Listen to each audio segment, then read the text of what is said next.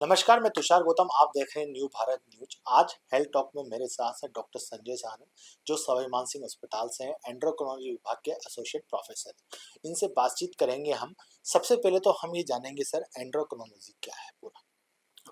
Endocrinology जैसे कि आप जानते हैं एक हार्मोन रोग जो विशेष से जो इसमें पर्टिकुलरली सुपर स्पेशलिटी हार्मोन्स रोग के अंदर जो अपने हिंदी में हार्मोन रोग बोलते हैं जिसमें इसमें मेनली डायबिटीज आता है, थायराइड बीमारी आती है। एंडोक्राइन ग्लैंड तो हमारी बॉडी में बहुत सारी हैं, जो पिट्यूटरी ग्लैंड होती है, मास्टर ग्लैंड होती है, एड्रिनल ग्लैंड होती है, लेकिन मेनली जो जनरल पब्लिक में जो होता है अवेयरनेस वो है डायबिटीज, थायराइड, बच्चों की हाइट नहीं बढ़ना, महिलाओं में पीरियड्स इरेगुलर हो जाए, इनफर्टिलिटी हो जाए, या फिर हड्डी की कोई बीमारियां होती है, इस तरह की बीमारियां जो मेनली यही आती है, शॉर्ट स्टेचर बच्चों में हाइट नहीं बढ़ना, ये सब रहता है। इसके अलावा बहुत सारी हॉर्मोन्स की बीमारियां हैं, जैसे कि हमारी पिट्यूटरी ग्लैंड ऊपर ब्रेन में होती है, इसके अंदर कई सारी बीमारियां जिस तरह से एक्रोमेगेली, बहुत सारे हाथ पांव की साइज बहुत ज़्यादा बढ़ जाना, ये सब हॉर्मोन्स की बहुत बीमारियां हैं। एड्रिनल ग्लैंड में जिसमें कशिंग सिंड्रोम होता है, और हमारे गोनड्स होते हैं जिसके अंदर इरेक्टाइल डिस्फंक्शन या फिर कुछ और इस तरह के हमारे एंजियोस्पर्मिया, बहुत सारी बीमारियां होती हैं, ये सब होता है एंडोक्राइन, इसमें एंडोक्राइनोलॉजी सर, डिपार्टमेंट में। आज का जो सब्जेक्ट का मैंने चयन किया है पूरा एंडोक्रिनोलॉजी, क्योंकि लाइफस्टाइल को देखते हुए युवाओं में पहले से एक सिटीजन में था, सीनियर सिटीजन में कि देखा जाता था कि शुगर बढ़ना, ये बढ़ना। लेकिन अब जो ये बहुत कॉमन हो चुका है, डायबिटिक, थायराइड, वजह क्या है सर? आजकल डायबिटीज़, थायराइड और कई सारी एंडोक्राइन मेटाबॉलिक डिजीजेस बहुत ज़्यादा कॉमन हो गई है। ये मेनली हमारी लाइफस्टाइल चेंजेस की वजह से हुआ है, क्योंकि लास्ट 20 इयर्स में हमने देखा कि हमारे देश ने भी काफ़ी प्रोग्रेस किया है, अर्बनाइजेशन बहुत ज़्यादा बढ़ा है। इसकी वजह से लोग एक्सरसाइज बहुत कम कर रहे हैं, और लोग खाने पीने का आपको पता ही है, आजकल बहुत ज़्यादा लोग खा रहे हैं, क्योंकि आजकल इवन हम देखते हैं बच्चे भी घर पे बैठे ही मोबाइल से कुछ भी मंगा सकते हैं, तो इतना कुछ ईजी हो गया है।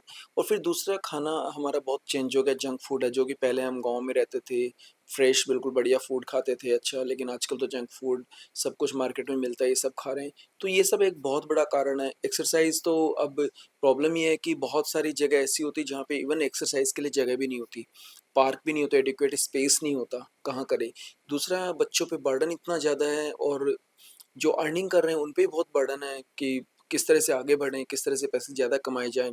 तो इसी वजह से हम रेगुलर एक्सरसाइज नहीं कर पा रहे हैं, और डाइट हमारी जिसमें सैलेड और फ्रूट्स हमको बहुत ज़्यादा खाने चाहिए, वो सब आजकल हमारे नहीं हो पा रहे हैं। इसकी वजह से मेनली है। दूसरा एक रीज़न है स्ट्रेस, क्योंकि जैसे-जैसे अर्बनाइजेशन बढ़ रहा है, डेवलपमेंट बढ़ रहा है, वैसे-वैसे लोगों में स्ट्रेस भी बहुत ज़्यादा बढ़ रही है। तो स्ट्रेस की वजह से बहुत सारी डिजीज़ होती है। इनफैक्ट इवन हम कहते हैं कि सारी डिजीज़ स्ट्रेस से ही होती है। जो मेटाबॉलिक डिजीज़ है उसमें स्ट्रेस का बहुत बड़ा रोल होता है। तो इसकी वजह से भी काफ़ी डिजीज़ ज़्यादा बढ़ रही हैं आजकल। आज का जो टॉपिक हमने सेलेक्ट किया है सर हेल्थ टॉक शो में, डायबिटीज मैन है। हमारी कुछ टीम ने रिसर्च किया था, जो शुगर पेशेंट्स हैं, जो दवा लेने के बावजूद भी उनकी अनियंत्रित शुगर है। कुछ पेशेंट्स की ऐसी रही है कि दवा के साथ साथ लाइफस्टाइल की वजह से डायबिटिक रिवर्स हो गई है। इस पर आपका क्या कहना है? हाँ, देखो, डायबिटीज़ एक बीमारी है जो है मेटाबॉलिक डिजीज़, और ये लाइफ़स्टाइल डिजीज़ है। तो अगर हम लाइफ़स्टाइल में कुछ चेंज करेंगे तो ऑब्वियसली डायबिटीज़ में काफ़ी अच्छा सुधार होगा। लेकिन अगर हम लाइफ़स्टाइल में कोई चेंज नहीं करते हैं, मॉडिफ़िकेशन नहीं करते हैं कुछ भी, हम चाहते हैं कि सिर्फ़ डॉक्टर जो दवा लिख रहा है उससे सब कुछ हो जाए, तो वो पॉसिबल नहीं है बिल्कुल भी, क्योंकि मेन लाइफ़स्टाइल डिजीज़ है, और लाइफ़स्टाइल मॉडिफ़िकेशन ही ट्रीटमेंट है मेन, तो ये रहता है। अब काफ़ी लोग ऐसे होते हैं जो लाइफ़स्टाइल चेंजेस करते हैं, काफ़ी रेगुलर एक्सरसाइज़ और डाइट का अपना ध्यान रखते हैं, परहेज़ करते हैं सारे, सैलेड फ्रूट्स बहुत ज़्यादा खाते हैं, और उनको अगर बोलते हैं कि आपको सिंपल शुगर नहीं लेना है, कम करना है, तो वो उसके अकॉर्डिंग चलते हैं।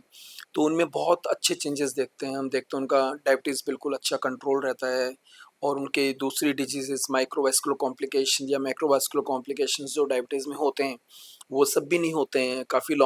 काफ़ी लोगों में जो कि दिनचर्या बहुत अच्छी है, हमारी पर्टिकुलरली हमारी ईस्टर्न कल्चर है, लोग उस पे अडेर रहते हैं, उन लोगों का बहुत अच्छा रहता है। जो वेस्टर्न कल्चर पे रहते हैं कि रात को लेट तक जगना होता है, मॉर्निंग में लेट तक सोना होता है, फिर उठ के फटाफट काम पे जाना होता है, स्ट्रेस रहती है, तो वेस्टर्न कल्चर वाले लोग, उनमें थोड़ा ज़्यादा देखने को मिला है कि डायबिटीज़ कंट्रोल नहीं रह पाता। हाँ, बहुत बार हमने देखा है कि काफ़ी पेशेंट्स ऐसे होते हैं जिनकी शुगर बहुत ज़्यादा होती है, लेकिन वो लाइफ़स्टाइल मॉडिफ़िकेशंस अपने जो डॉक्टर बताते हैं कितना एक्सरसाइज़ करना है, कितना आपको खान-पान करना है, कितना सैलेड खाना है, जो जो भी खाना खाते हैं इसमें न्यूट्रिएंट कितने होने चाहिए, क्या होना चाहिए, उसके अकॉर्डिंग चलते हैं तो उनका ब्लड शुगर, डायबिटीज़ बिना किसी मेडिसिन्स के भी बहुत अच्छा कंट्रोल हो जाता है और वो लॉन्ग टर्म अच्छा कंट्रोल रहता है। तो ये कोई ज़रूरी नहीं है कि डायबिटीज़ में सिर्फ़ दवाएँ ही लेनी चाहिए, दवाओं से ही सब कुछ होगा, नो। लाइफ़स्टाइल मॉडिफ़िकेशन आपको बहुत ज़रूरी है, चाहे दवा लो या नहीं लो लेकिन लाइफ़स्टाइल मॉडिफ़िकेशन तो करना ही पड़ेगा क्योंकि दवाइयाँ तभी असर करेंगी जब आप रेगुलर एक्सरसाइज़ करेंगे, डॉक्टर के बताए अनुसार परहेज़ करेंगे, अदरवाइज़ वो दवाइयाँ असर नहीं करेंगी बिल्कुल भी। बार-बार आप लाइफ़स्टाइल के ऊपर फ़ोकस कर रहे हैं, यदि डायबिटिक को नियंत्रित करना है, तो ऐसी क्या लाइफ़स्टाइल बनाएँ जिससे नियंत्रित हो सके शुगर? लाइफ़स्टाइल में ये रहता है कि मेनली आपको रेगुलर एक्सरसाइज़ करना है, जो आपको कम से कम मिनिमम 30 मिनट्स आपको करना है रोज़ एक्सरसाइज़, जिसमें ब्रिस्क वॉकिंग, तेज़ चलना या इसके इक्विवेलेंट एक्सरसाइज़, जैसे स्विमिंग कर लिया, बैडमिंटन खेल लिया आपने, क्रिकेट खेल रहे हैं क्रिकेट खेल लो, लॉन टेनिस खेलो, है ना? या इसके इक्विवेलेंट कुछ भी आप जो आपको अच्छा लगे वो कर सकते हैं। सेकंड थिंग ये आता है कि आपको स्ट्रेस बिल्कुल भी नहीं लेना है। तीसरा मेडिटेशन भी करते हैं आजकल योगा में भी देखा है, योगा से भी बहुत अच्छा फ़र्क पड़ रहा है, बहुत अच्छे रिज़ल्ट्स आ रहे हैं। तीसरा होता है कि खान-पान, खान-पान में आपको अपना वेट को वज़न को नियंत्रित रखना है। अगर वज़न ज़्यादा है, तो इसको कम करना है। वज़न कम करने के लिए आपको कैलोरी बहुत कम लेनी पड़ेगी। आपको जो भी पेट भरना है वो सैलेड फूड्स से भरिए। सैलेड फूड्स में भी नो डाउट कैलोरी होती है, लेकिन उसमें कैलोरी बाकी जो हम खाना खाते हैं उससे बहुत कम होती है। और दूसरा सैलेड फ्रूट्स बहुत ही न्यूट्रिशियस होते हैं, इसमें बहुत सारे nutrients, antioxidant, multivitamins, multi minerals सब कुछ होता है, फाइबर्स भी होते हैं इसमें, जिससे फाइबर्स होने से हमारी जो भी सिंपल शुगर है हमारे बॉडी में उनका अब्जॉर्प्शन बहुत स्लो हो जाता है, जिससे हमारा ब्लड ग्लूकोज जल्दी से नहीं बढ़ता है। तो ये सब है। दूसरा होता है कि जो भी हमें मेडिसिन्स जो बताते हैं डॉक्टर्स को, डॉक्टर्स जो भी बता रहे हैं उनको टाइमली लेना चाहिए और टाइमली डॉक्टर को दिखाना चाहिए, क्योंकि डॉक्टर को आप टाइमली दिखाओगे तो मेडिसिन्स में चेंजेस करेंगे, उसको कम भी करेंगे, अगर बढ़ाना होगा तो बढ़ाएँगे अदरवाइज़ कम करेंगे। हाँ, अगर आप डाइट और एक्सरसाइज़ का पूरा ध्यान रख रहे हैं तो ऑब्वियसली आपकी दवाइयाँ टाइम पर कम ही होने के चांसेस ज़्यादा रहते हैं।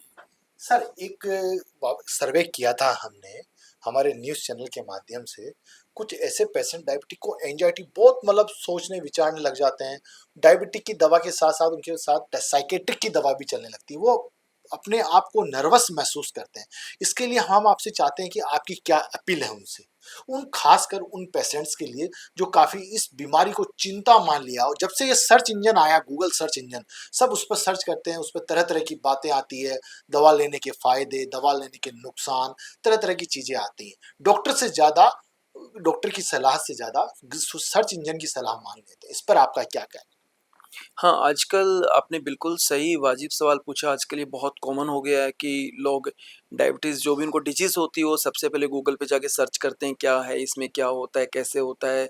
और फिर वो उसके अनुसार वो सोचते हैं कि मेरे तो बहुत बड़ी प्रॉब्लम हो गई। क्योंकि अगर गूगल पे जाके सर्च करेंगे, कोई भी डिज़ीज़ के बारे में दिखाएँगे कि ये डायबिटीज़ है, तो उसमें कॉम्प्लिकेशंस दिखाएँगे, इससे ये होता है, हार्ट अटैक आता है, लकवा आता है, ये सब। तो लोगों को लगता है कि अब मुझे भी हार्ट अटैक आएगा, लकवा आएगा, ऐसा कुछ, कि उनको लगता ही होगा। लेकिन ऐसा नहीं है बिल्कुल भी। डायबिटीज़ एक कॉमन बीमारी है, बहुत कॉमन है, मेटाबॉलिक डिजीज़ है, अपने देश में ही बहुत कॉमन हो रही है। चाइना में सबसे ज़्यादा, दूसरे नंबर पे इंडिया है और आने वाले टाइम में हो सकता है कि आने वाले 10-15 साल में हम चाइना से भी ज़्यादा पेशेंट हमारे पास हो जाए। तो ऐसा नहीं है, अगर हम बहुत अच्छा इसको कंट्रोल रखते हैं, तो कोई प्रॉब्लम नहीं होती है। इसके लिए कभी स्ट्रेस बिल्कुल नहीं लेना, कोई चिंता नहीं करनी। डायबिटीज़ तो बहुत ईज़ी है कंट्रोल करना, जस्ट डॉक्टर की सलाह मानें। आप सुबह-शाम घूम के आएँ, सैलेड वगैरह खाएँ, सिंपल शुगर को थोड़ा जितना हो सके अवॉइड करें और उसके अकॉर्डिंग चलने से बिल्कुल ठीक होगा। टेंशन लेंगे तो जैसा कि हम कहते हैं हमारे हिंदी में कि चिंता चिता से भी ज़्यादा खतरनाक होती है। तो चिंता तो करनी नहीं होती कुछ भी, काम करना तो जो हम कर सकते हैं हमको करना है, जो डॉक्टर को करना है वो डॉक्टर करेंगे, उसके अकॉर्डिंग होगा। और हम टेंशन लेने का कोई मतलब ही नहीं है, क्योंकि अगर हमारी ब्लड शुगर सपोज़ कि 500 आ गई है, तो हम चाहेंगे कल ही वो 100 आ जाए, तो ऐसा नहीं कर सकते। डॉक्टर तो ऐसा कभी भी नहीं करेंगे, क्योंकि उसको ग्रेजुअली धीरे-धीरे डाउन किया जाता है, अचानक से कम नहीं किया जाता। और ये पीरियड्स ऑफ वीक्स, कई वीक्स में धीरे-धीरे कंट्रोल करना होता है, क्योंकि अगर एक साथ हम कम करेंगे तो हमारा शरीर उसको बहुत ही लो शुगर मान लेगा और उसमें प्रॉब्लम्स होगी। क्योंकि अप्स एंड डाउन जो शुगर होती है वो शुगर ज़्यादा होती है उससे भी ज़्यादा खतरनाक होती है, जिसमें हमारी मेनली हार्ट की डिजीज़ वगैरह होती है, मैक्रोवास्कुलर कॉम्प्लिकेशंस होते हैं ज़्यादा। तो इसलिए शुगर को धीरे-धीरे डाउन किया जाता है। टेंशन कभी नहीं करनी होती बिल्कुल भी, जो डॉक्टर बताएँ एक्सरसाइज़ करना वो करना होता है। फिज़िकल एक्सर्शन करने से स्ट्रेस बहुत कम होती है, तो इसलिए फिज़िकल एक्सर्शन तो करना ही चाहिए। और गूगल सर्च में आप कुछ भी देखेंगे तो उसमें तो गूगल में आप भी डाल सकते हैं कुछ भी अपनी वेबसाइट बना के कि डायबिटीज़ तो ज़्यादा सोने से ठीक होती है, तो लोग वो पढ़ने लग जाएँगे कि ज़्यादा सोने से ठीक होगी। वो डॉक्टर को जाके पूछेंगे कि सर मैंने देखा था ज़्यादा सोने से होती है। कुछ भी डाल सकते हैं। तो इसलिए वेबसाइट पे कभी भरोसा नहीं करें इन चीज़ों का। हाँ, बहुत ही ऑथेंटिक वेबसाइट्स होती हैं जो पर्टिकुलर सोसाइटीज़ की, सपोज़ कि एडीए की वेबसाइट्स हैं या फिर एंडोक्राइन सोसाइटी ऑफ इंडिया की वेबसाइट्स हैं, उन पे देखेंगे तो आपको सही जानकारियाँ मिलेंगी। लेकिन जो सिम्पटम्स या जो उसके कॉम्प्लिकेशंस लिखे होते हैं वो इतने कॉमन नहीं होते हैं, सारे कॉम्प्लिकेशन एक ही पेशेंट में नहीं होते हैं। जो अनकॉमन है तो उस पे लोगों का ध्यान ज़्यादा जाता है। उसमें जैसे हम किसी भी चीज़ के बारे में देखें गूगल पे कैंसर लिखा होता है, तो सबसे पहले हमारा ध्यान कैंसर पे जाएगा, जो सबसे बड़ा कॉम्प्लिकेशन है, हम सोचेंगे कैंसर हो जाएगा। जबकि ऐसा नहीं है, वो तो बहुत कम लोगों में होता है ऐसा तो। तो इसलिए गूगल सर्च इंजन पे बिल्कुल ध्यान मत दीजिए। मैं तो जैसे मैं डॉक्टर हूँ तो मेरे पास जो भी पेशेंट्स आते हैं मैं यूजुअली उनको ये कहता हूँ बेटा आपकी जो प्रॉब्लम आप हमको बताइए उसके अकॉर्डिंग हम आपको इलाज करेंगे। आप गूगल पे चेक करें इसमें आप टाइम क्यों खराब करिए और टेंशन लेंगे। इससे बेटर कि आपका जो प्रोफेशन है, आपका जो काम है उसको आप कीजिए, उसको आगे बढ़ाइए और जो हम आपको कहते हैं वो सलाह मानिए, वो करिए, तो उससे बहुत अच्छा होगा। क्योंकि अगर आप सोच रहे हैं कि गूगल में चेक करके आप खुद डॉक्टर बन जाएँगे या कुछ चेक कर लेंगे तो वो बिल्कुल पॉसिबल नहीं है, बिल्कुल नहीं होगा। आप अननेसेसरी आपको टेंशन होगी बहुत ज़्यादा। इसलिए ये सब चीज़ें गूगल पे ये सब चेक मत कीजिए जो हमसे रिलेटेड नहीं है। वो आप जाके एग्ज़ैक्टली पूछ सकते हो। हमारा देश जहाँ पे डॉक्टर्स ईज़िली अवेलेबल है। आप सबसे बड़ा सुपर स्पेशलिस्ट डॉक्टर भी आप ईज़िली आपको मिल जाता है यहाँ पे। जबकि अदर कंट्रीज़ में not only India, other countries में इंडिया के अलावा किसी भी कंट्री में जाएँगे, आपको 6-6 महीने, साल-साल भर की वेटिंग मिलेगी। और ईज़िली एक्सेसिबल नहीं है डॉक्टर्स बिल्कुल भी, हॉस्पिटल भी ईज़िली एक्सेसिबल नहीं है। बहुत एक्सपेंसिव है, बहुत ज़्यादा महँगा सब कुछ। जो आपको यहाँ पे डॉक्टर्स मिल जाते हैं 200-400 फीस दे के आप दिखा देते हैं। बाकी कंट्रीज़ में सुपर स्पेशलिस्ट की फीस अगर आप काउंट करेंगे अपने इंडिया की जो करेंसी में, तो यह है कि 20,000 30,000 रुपए आती है। तो बहुत महँगा होता है। अपने यहाँ पे सब कुछ ईज़िली सब कुछ अवेलेबल मेडिसिन्स मिल जाती है, डॉक्टर मिल जाते हैं, आपको सही सलाह देते हैं, टाइमली सब कुछ करते हैं। फिर आप बेटर है कि अपने प्रोफ़ेशन पे ज़्यादा ध्यान दें, इन चीज़ों को देखने की बजाय, क्योंकि इनसे आपको सिर्फ़ टेंशन मिलेगी और कुछ नहीं मिलने वाला। सर मेरा एक सवाल है कि आपने लाइफ़स्टाइल पर ध्यान वो बार-बार फ़ोकस किया। उसमें आपने बताया कि जैसे ब्रिस्क वॉक करना चाहिए, खान-पीन पर नियंत्रण करना चाहिए। अब हम खान-पीन के ऊपर आते हैं। माननीय प्रधानमंत्री नरेंद्र मोदी ने एक मुहिम चला रखी है मिलेट्स की। मिलेट्स की कितनी भागीदारी है? हुँ। हाँ, मिलेट्स बहुत अच्छा रहता है डायबिटीज़ के अंदर, जो कि हम देखते हैं कि आजकल तो मिलेट्स का काफ़ी चल रहा है कि मिलेट्स खाना चाहिए, ईज़िली अवेलेबल हमारे देश में बहुत मिलेट्स होता है। हाँ, मैं यहीं रोकूँगा। थोड़ा मेरे दर्शकों को जो तरह-तरह के दर्शक हैं, ग्रामीण दर्शक भी है, शहरी दर्शक भी है। मिलेट्स मतलब अपन मोटा अनाज जिसे कहते हैं, ठीक है? मोटा अनाज में क्या-क्या चीज़ आती है? अब मोटा अनाज में हमारे राजस्थान में तो पर्टिकुलरली बाजरा आता है, ज्वार आता है और बाकी रागी है, ये अपने साउथ इंडिया में मिलती है, ये सब।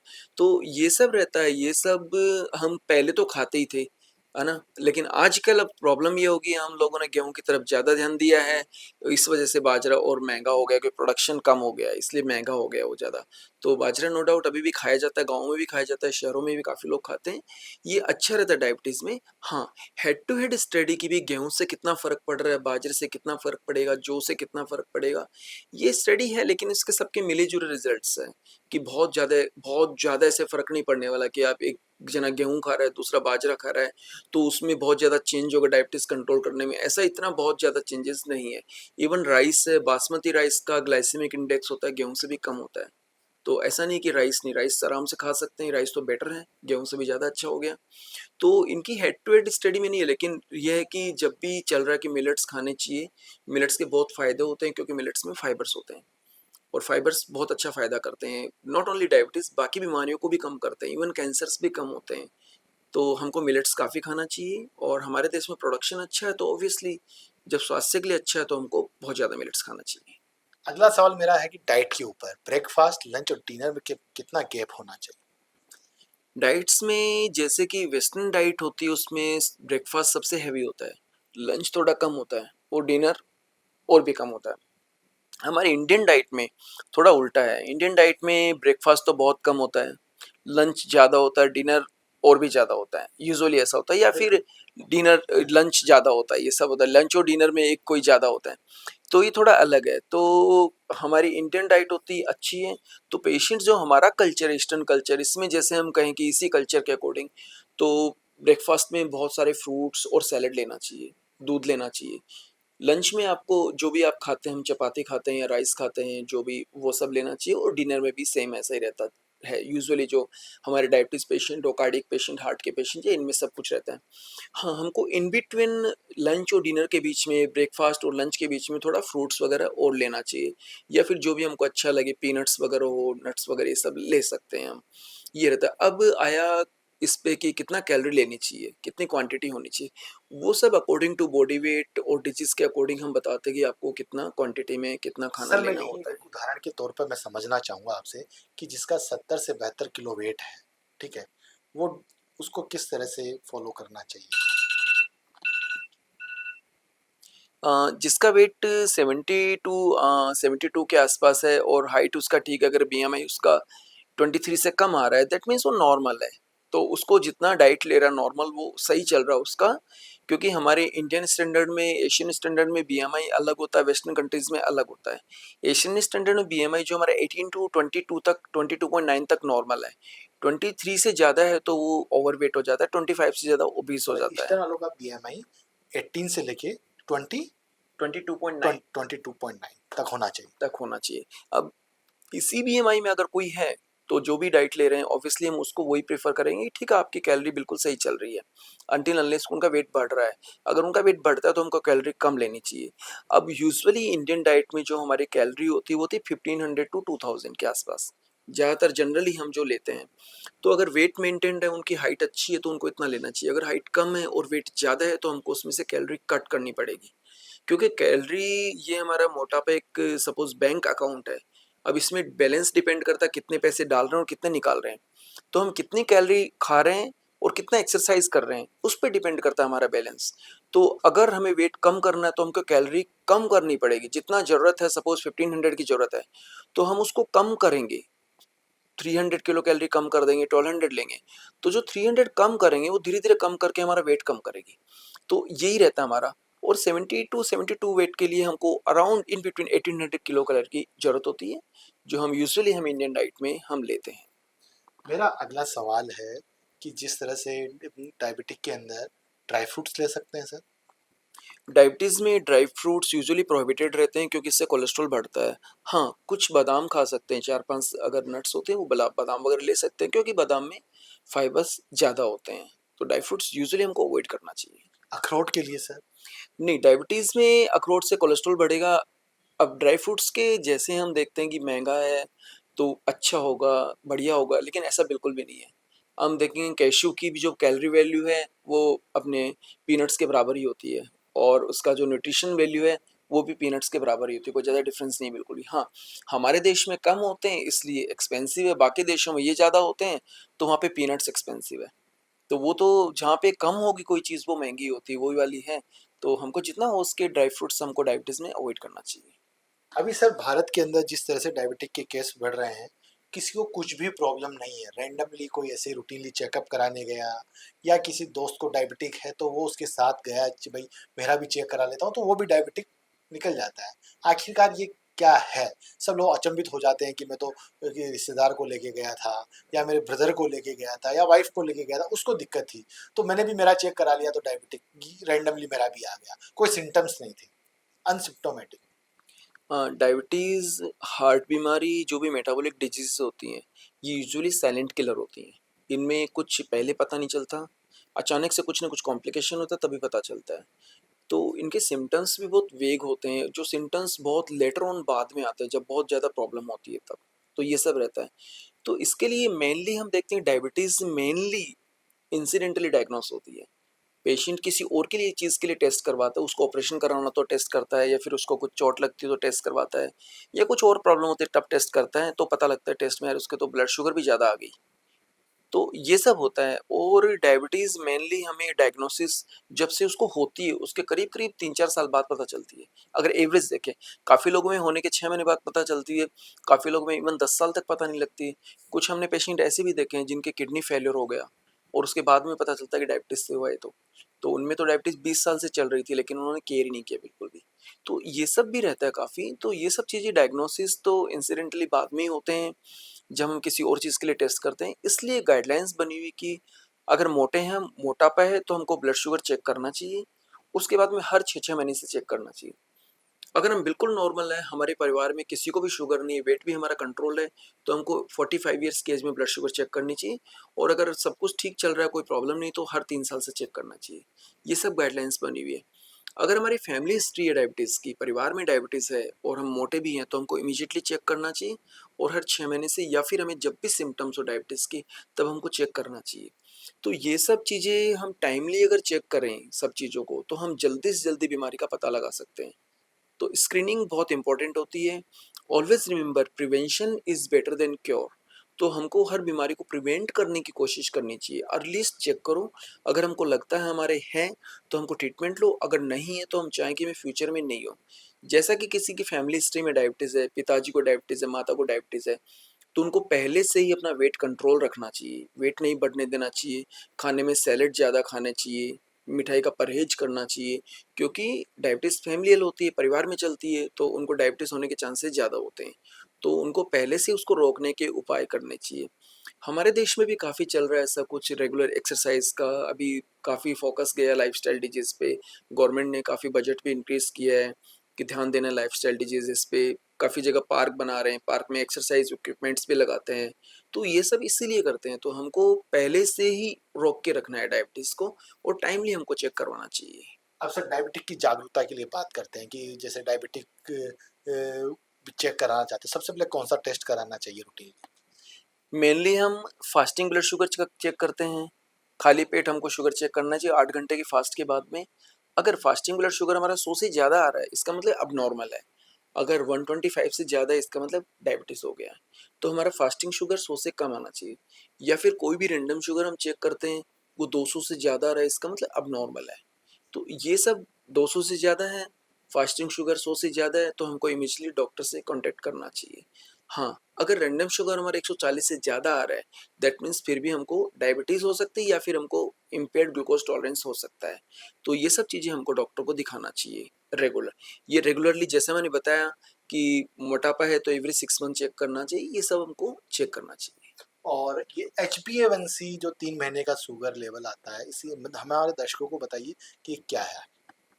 HbA1c एक एवरेज शुगर होता है जो 3 महीने का, कि टोटल शुगर कितना रहा एवरेज। ये फ्लक्चुएशन को नहीं दिखाता, ये सिर्फ एवरेज बताता है। जो सपोज कि किसी का शुगर पहले 150 आ गया, फिर उसका 300 हो गया, तो इनके बीच का एवरेज बताएगा। तो HbA1c भी काफ़ी इंपॉर्टेंट है। पहले HbA1c को डायबिटीज़ के डायग्नोसिस में कंसिडर नहीं करते थे, लेकिन अभी 2011 के बाद में एडी की नई गाइडलाइंस आई, उसमें हम HbA1c को भी मानते हैं कि इसको अगर 6.5 से ज़्यादा है तो इसका मतलब डायबिटीज़ है, और अगर 5.7 है या उससे ज़्यादा है, इसका मतलब इम्पेयर्ड ग्लूकोज टॉलरेंस है, मतलब अब नॉर्मल है। नॉर्मल HbA1c 5.6 से कम होना चाहिए। तो अभी HbA1c का भी काफ़ी रोल है। HbA1c के अकॉर्डिंगली ही डायबिटीज़ की दवाइयाँ दी जाती है कि बढ़ाना है, घटाना है, सब कुछ इसके अकॉर्डिंगली चेक करते हैं। और नो डाउट हमको अगर डायबिटीज़ है तो हमको रेगुलर शुगर चेक करना चाहिए। रेगुलर शुगर चेक करके देखेंगे तो उसके अकॉर्डिंगली डॉक्टर हमारे मेडिसिन चेंज करेगा। हम सिर्फ HbA1c चेक करेंगे क्योंकि HbA1c सिर्फ एवरेज बताता है, उसमें डॉक्टर को डिसीजन लेने में प्रॉब्लम होती है। इसलिए HbA1c की भी इम्पोर्टेंस है और रेगुलर ब्लड ग्लूकोज चेकिंग करने की भी इम्पोर्टेंस अलग है। अब साक्षात खत्म हो रहा है उससे पहले आपकी विशेष एक अपील डायबिटिक पेशेंट्स के लिए। मैंने इसमें 2 बातें अभी इंक्लूड की थी, एंजाइटी और एक लाइफ़स्टाइल, जो आप बार-बार लाइफ़स्टाइल के ऊपर आप दे रहे हैं। अभी सर जो आंकड़े निकल के आए हैं, मैं दोबारा से वही वाक्य रिपीट कर रहा हूँ सेंटेंस, कि डायबिटिक पेशेंट काफ़ी चिंता उसको गहराई से ले लेते हैं। क्या डायबिटिक छूमंतर भी हो सकती है? हाँ, बिल्कुल ऐसा होता है कि लाइफ़स्टाइल चेंजेस करने से बहुत कुछ हो सकता है कि, और इंसान तो कुछ भी कर सकता है, ह्यूमन बीइंग्स आर ऑसम, वो कुछ भी कर सकते हैं। तो ऐसा नहीं हो सकता है कि हम डायबिटीज़ को क्योर नहीं कर सकते। डायबिटीज़ क्योर होती है। पहले बोलते डायबिटीज़ इनक्योरेबल, लेकिन अभी ऐसा नहीं है बिल्कुल भी। लाइफ़स्टाइल चेंजेस से हम डायबिटीज़ को परमानेंटली ख़त्म कर सकते हैं। इवन ख़त्म करते हैं लोग, पेशेंट्स बहुत सारे हैं हमारे पास में जिन्होंने परमानेंटली ख़त्म किए और अभी आगे भी कर रहे हैं। तो अगर हम हमारी लाइफ़स्टाइल को थोड़ा चेंज करें, ध्यान दें पूरा उस पे, डॉक्टर के बताए अनुसार करें, तो हम डायबिटीज़ को परमानेंटली क्योर कर सकते हैं। मैं सिर्फ मैसेज ये देना चाहूँगा पब्लिक को, मेनली आप अपने जो भी डॉक्टर हैं डायबिटीज़ के लिए, मेनली एंडोक्राइनोलॉजिस्ट हैं, उनको आप रेगुलर चेक कराइए, रेगुलर।